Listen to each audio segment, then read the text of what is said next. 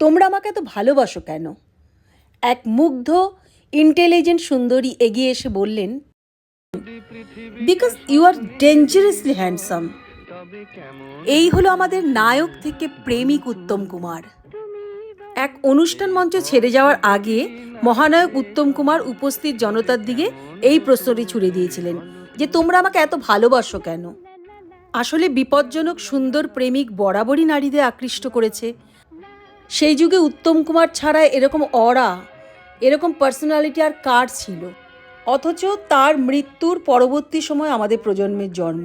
অথচ কি ওতপ্রোতভাবে উনি আমাদের সাথে জড়িয়ে আছেন।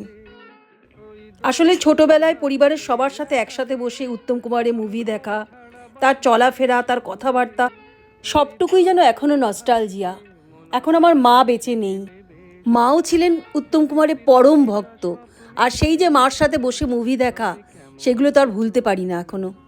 তাই শতবর্ষের মহানায়ককে নিয়ে আজ একটি ভিডিও করতে বসে পড়লাম। আমার ছোট্ট প্রয়াস। আজকের দিনে প্রযুক্তি অনেক এগিয়েছে, দৃশ্য থেকে আওয়াজ সবটাই ঝকঝকে তকতকে, কিন্তু বাঙালি এখনও সেই সাদা কালো যুগের উত্তমেই বুঁদ হয়ে আছে।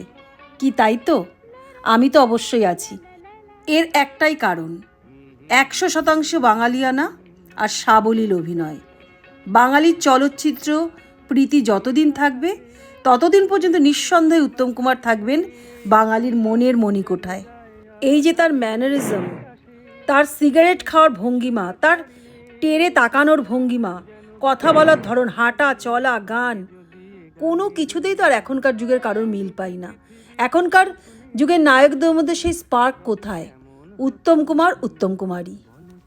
শতবর্ষে তোমাকে স্যালুট জানাই মহানায়ক, অমর রহ।